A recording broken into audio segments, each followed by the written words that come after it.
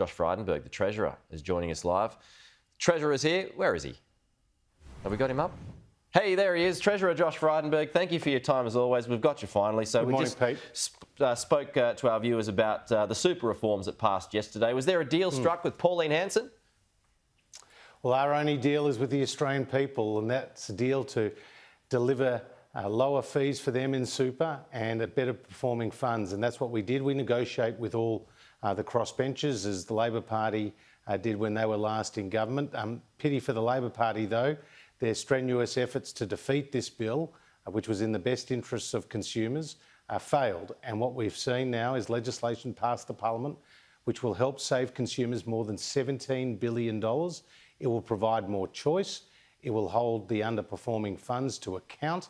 And it will also ensure that we prevent the creation of unnecessary, unwanted, unneeded duplicate accounts that are now more than 10 million in number, and often people have low balances in those accounts that get eaten away by superannuation fees and charges. And it might surprise your viewers to know, Pete, that Australians pay more than $30 billion a year in superannuation fees and charges. That's more than they pay on their household electricity and gas bills. Now, the onus is on the employee here, isn't it, to make sure that they aren't attached to a dodgy fund?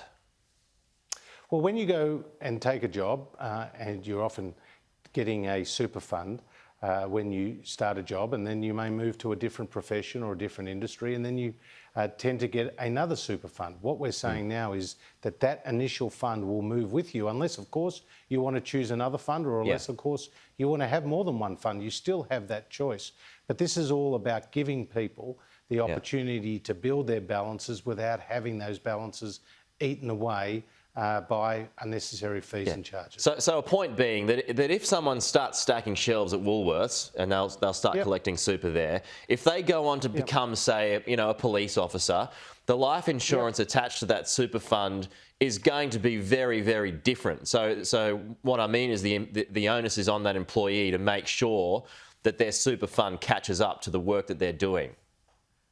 Well, they have that option.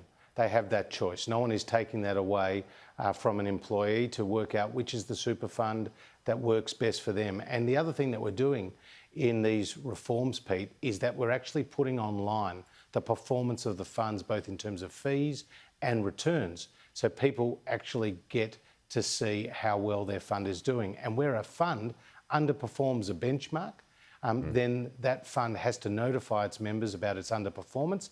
And if it keeps doing that, then it can be stopped from taking on new members who are effectively holding them to account.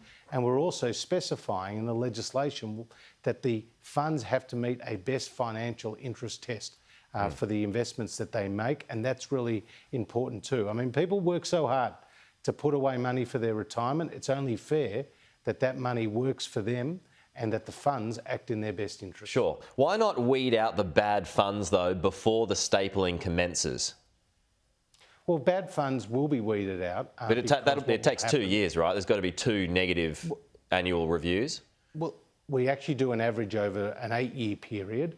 And if they perform under the benchmark, then they have to notify them. And then if they perform again under the benchmark, then they can be prevented from taking on new funds. But people will know when they join a fund whether that fund is underperforming, because they'll receive that letter from the fund, and that's one of the really important changes in these reforms. Let's not forget that we were opposed every step of the way by the Labor Party, by the Greens, by the unions, and indeed by the industry funds, even though these funds are going to deliver better outcomes for consumers. Extraordinary unemployment numbers yesterday, Treasurer. As the man pulling the strings, how does this change your thinking and your expectations? Well, these unemployment numbers were far better than either what Treasury or the Reserve Bank or indeed the market was expecting. Unemployment fell from 5.5 to 5.1%.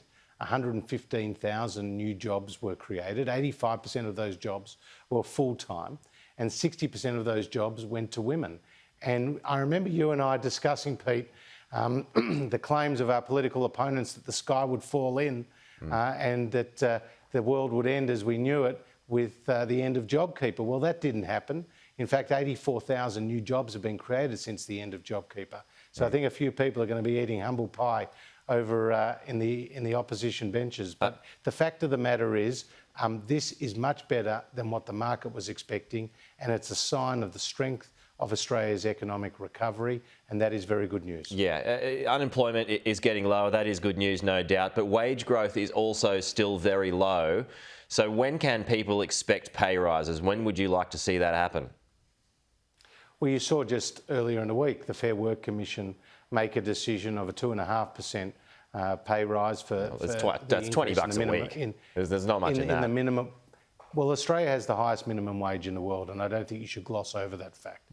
That is, very significant, and we know that the Australian Industry Group and other industry bodies were saying that the wage rise should be 1.1%. Well, it was 2.5%. So it is a significant increase. At the same time, as we get more competition for labour and we get a tighter labour market, then that's when we will start to see increased in wages. But the key focus for the government has been to deliver jobs growth, because when you get more people into work, that's when you start to get upward pressure on wages. And the fact that nearly 1 million new jobs have been created since last May is a sign that our economic plan is working. The lower taxes, the more skills programs, the infrastructure projects that we're rolling out, the business investment incentives. And this is not the only piece of economic data, Pete, that has been very positive. We recently had the national account numbers, which were again beating market expectations with a private sector-led recovery. We had Standard & Poor's reaffirm Australia's AAA credit rating, and now we've got the jobs figures. So it is very positive. Okay, just to wrap, Treasurer, you must be concerned about vaccine hesitancy at the moment. We've got the change now from AstraZeneca. More and more people are going to have to be taking Pfizer. How concerned are you about vaccine hesitancy? And there's even reports in the papers this morning suggesting that people who have had one AstraZeneca shot have now cancelled their appointments to have that second shot. Well, vaccine hesitancy is a real issue, and we encourage people who are eligible to get the vaccine, whether it's the Pfizer vaccine if you're under 60 or whether it's the AstraZeneca vaccine if you're over 60, to take that opportunity, because the more people that get vaccinated, the better for our country. We have again followed the medical advice to us, as we've done right throughout this pandemic, and that has served us very well. I note that the advice from ATAGI is cautious and it's conservative when you look at what's happened in some other countries. For example, in the United Kingdom, the AstraZeneca vaccine is available to those aged 40 and over, and in Korea it's aged over 30 and over. In Germany, it's available to those aged 18 and over. But we have followed the advice of ATAGI, as we have done right through this pandemic, and Australia has been remarkably successful and effective in suppressing the virus, and long may that continue. Okay. Treasurer Josh Frydenberg, thanks as always for your time. Talk to you soon.